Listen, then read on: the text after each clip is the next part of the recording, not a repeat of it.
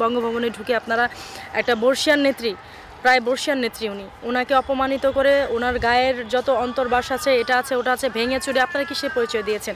শোনেন, পৃথিবীটা কিন্তু অনেক ছোট, পৃথিবীটা খুব ছোট জায়গা। আমরা যে যা করব গোল গোল করে ঘুরে সেটা কিন্তু আবার ফেরত আসবে। আজকে একবার একটু চিন্তা করেন তো, নর্মালি আমাদের ফ্যামিলিতে আমাদের বাবা মা মারা গেলে আমাদের অনুশোচনা, আমাদের কষ্টের শেষ থাকে না। আর একটা ফ্যামিলি পুরোটা হচ্ছে ধ্বংস করে দেওয়া হয়েছে, একটা মানুষ যিনি দেশের জন্য কাজ করেছে পুরোটা ধ্বংস করে দেওয়া হয়েছে। সেখান থেকে যদি একবার চিন্তা করেন তাহলে আপনারা কি করতেন? আপনারা তো নর্মাল ফ্যাসিবাদী বলে এদেশে এখন যে নৈরাচার, এখন যে স্বৈরাচার নৈরাজ্যর যে ইয়ে করছেন, মানে দিনের বেলা আমরা বের হতে পারি না মহিলারা, আর রাতের বেলা তো পরের কথা, ডাকাত পাহারা দিতে হয়। এত বছরে মানে এই 16 বছরে কোন দিন আমরা ডাকাত পাহারা দিয়েছিলাম? এখন একটা ট্রেডিশন এসেছে যেটা হচ্ছে ইতিহাসকে ধ্বংস করে দেওয়া হয়। ইতিহাস কি আদৌ ধ্বংস হয়?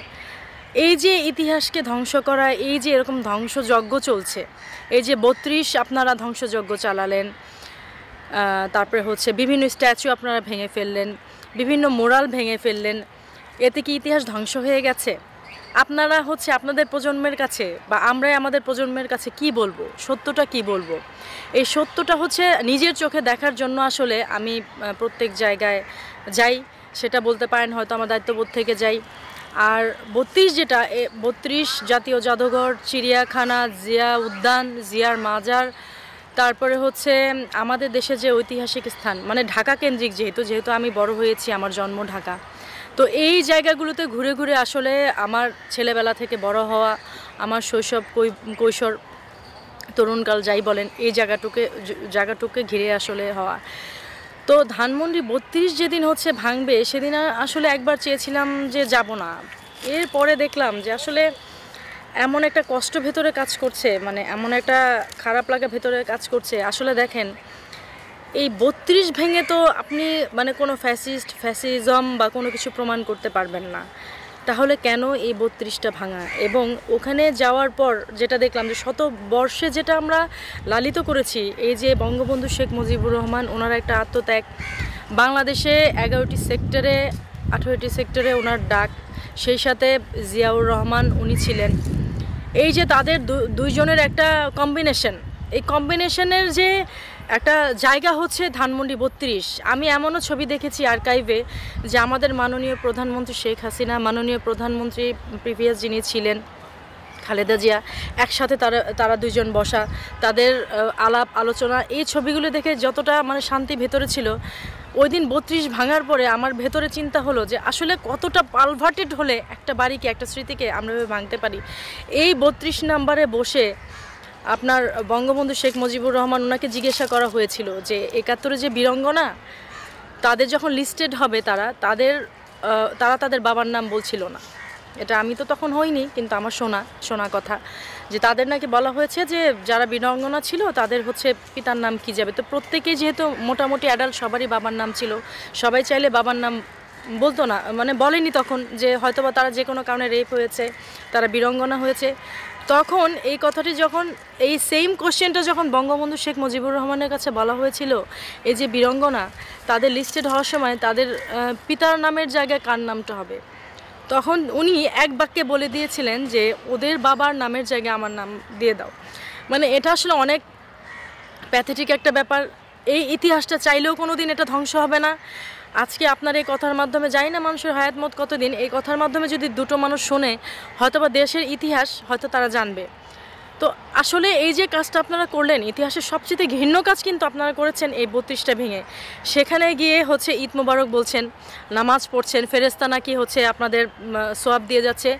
আচ্ছা, জামাতের যে লোকজন ছিলেন বা বিএনপির যারাই ছিলেন, আমি জানি না, আমি মানে বেশিরভাগই ওরকমই মনে হয়েছে, টুপি পরা দাড়িওয়ালা এরকমই মনে হয়েছে, ইনকিলাব বলে চিল্লাচ্ছেন। আদৌ কি আপনারা স্বাধীনতা আনতে পেরেছেন? আদৌ কি আপনাদের মনে হয়েছে যেভাবে করে স্বাধীনতা একটা দেশে আসতে পারে? মানে ভাঙচুর করে, ধ্বংসযজ্ঞ করে কি করেছেন? একটা বিল্ডিংই তো ভেঙেছেন। সে যে মানুষটার আত্মত্যাগ, এই যে 71-এ 7 লক্ষ প্রাণের বিনিময়ে যে আত্মত্যাগ, সেটাকে ধ্বংস করতে পেরেছেন? পারবেন? কোনোদিনও পারবেন না। কিন্তু যে কাজটা করেছে সেটা ইতিহাসে সবচেয়ে ঘৃণ্য কাজ করেছেন। এবং যতটুকু না আওয়ামী লীগের প্রতি সবার একটা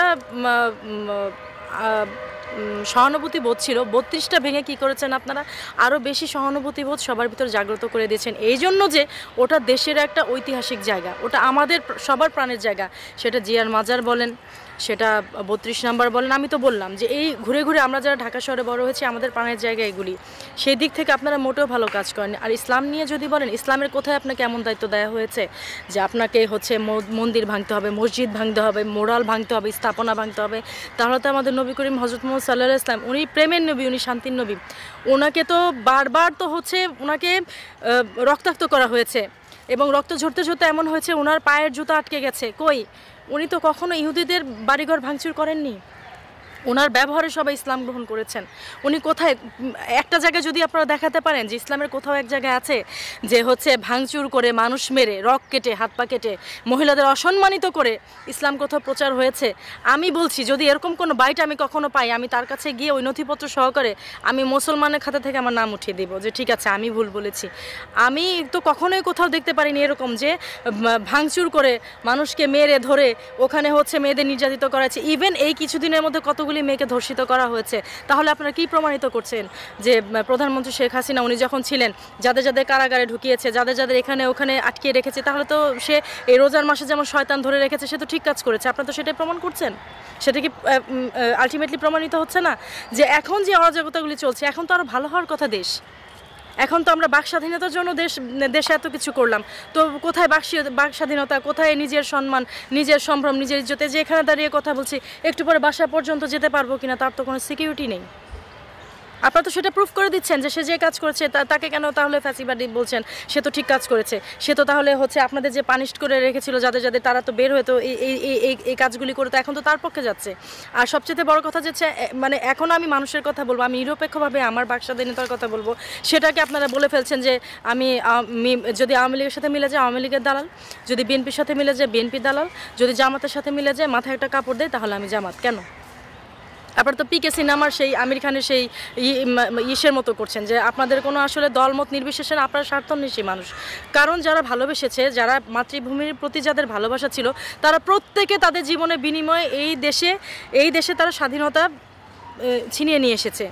৭১-এ যে হচ্ছে গিয়ে আপনার কৃষক ছিল, মুচি ছিল, আর যে হচ্ছে গিয়ে আপনার যে বুদ্ধিজীবী ছিল, তাদের দোনোজনের একই কনসেপ্ট ছিল যে দেশ স্বাধীন করতে হবে। এখন আপনাদের কি কনসেপ্ট? কয়দিনে আপনারা ছাত্র আন্দোলনে ডাক দিলেন, সবাই মিলে ছাত্র আন্দোলন করলাম, ফ্যাসিস্ট দূর করলাম। এখন তো দেখছি আপনাদের এক একজনের ব্যাংকে লাখ লাখ কোটি কোটি টাকা। আমার পরিচিত সমন্বয় কয়েকজন আছে। একটা কথা কি, মানে অনেক কষ্টের মধ্যে আসলে আমার হাসি পেল কথাটা। এটা অনেকেই বলেছেন যে 32 নম্বর বাড়িকে টয়লেট বানানোর জন্য। কেন আপনাদের কি দেশে অন্য কোথাও, এই যে এর আগে প্রিভিয়াস যে আমাদের প্রধানমন্ত্রী ছিলেন শেখ হাসিনা, উনি তো মোবাইল টয়লেট থেকে আরম্ভ করে সব ধরনের টয়লেট করে দিয়ে গেছে। আপনাদের কি টয়লেটের অভাব হচ্ছে? আর ওইখানে এত অধিকার আপনাদের কে দিয়েছে? আপনারা ভেঙেছেন, এখন আবার টয়লেট করতে চান, কি কারণে?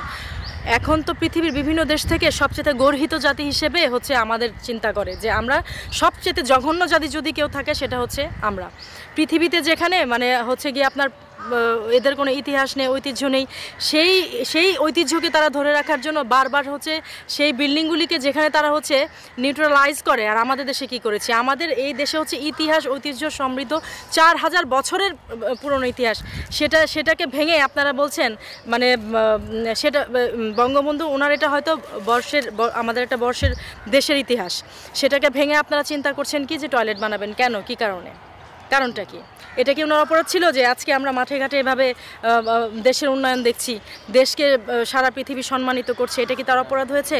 এটা কি জিয়াউর রহমান ওনার অপরাধ হয়েছে? বঙ্গবন্ধু শেখ মুজিবুর রহমান ওনার অপরাধ হয়েছে? আজকে একবার একটু চিন্তা করেন তো, নর্মালি আমাদের ফ্যামিলিতে আমাদের বাবা মা মারা গেলে আমাদের অনুশোচনা, আমাদের কষ্টের শেষ থাকে না।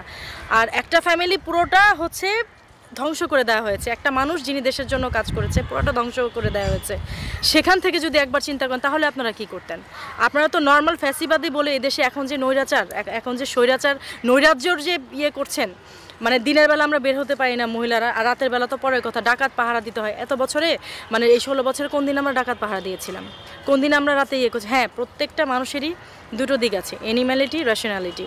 হ্যাঁ, কিছু তো খারাপ আছে। আমি আওয়ামী লীগের এমন নেতাকর্মী দেখেছি, পরিচিত 2-4 জনের মধ্যে যদি থেকে থাকে, তার ছিল হচ্ছে গিয়ে সে কি বলে এটাকে, বস্তিতে আওয়ামী লীগকে ঢুকে হয়তো দেখা গেছে তার অনেক দালান হয়েছে, আবার এমনও দেখেছি সে চাইলেই পারে কয়েকশো কোটি টাকার মালিক হতে, কিন্তু ব্যাগ ভর্তি টাকা না নিয়ে সে তার দলের নেতাকর্মীদের জন্য কাজ করে গেছে।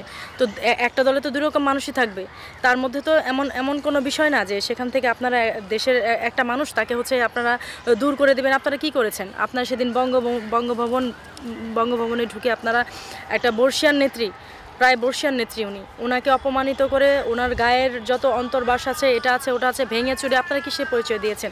শোনেন, পৃথিবীটা কিন্তু অনেক ছোট, পৃথিবীটা খুব ছোট জায়গা। আমরা যে যা করব গোল গোল করে ঘুরে সেটা কিন্তু আবার ফেরত আসবে। তো যে যা বিকৃতি করেছেন, এখন যেটা দেশে হচ্ছে, যারাই করছেন তারা কিন্তু ঠিক বুঝতে পারছেন। আপনারা কিন্তু রাস্তাঘাটে অপমানিত হচ্ছেন, শুধু তাই না, রাস্তাঘাটে অপমানিত হচ্ছেন, দেশের বাইরে থেকে এদেশের জন্য যে মানি লন্ডারিং করেছেন, যা করেছেন, এগুলি সব কিন্তু এখন বের হয়ে আসছে। তো তাকে খারাপ হচ্ছে, আপনারা তাকে খারাপ বলে তার 32-এর বাড়ি আপনারা নষ্ট করে আপনারা তো বেশি কিছু করতে পারেননি। 32-এর বাড়ি নষ্ট করেছেন, সেখানে হয়তো আমাদের সবার বাড়ি 32 হয়ে গিয়েছে। এই এতটুকু সহানুভূতি আমাদের কারোর ভিতরে ওই পরিমাণ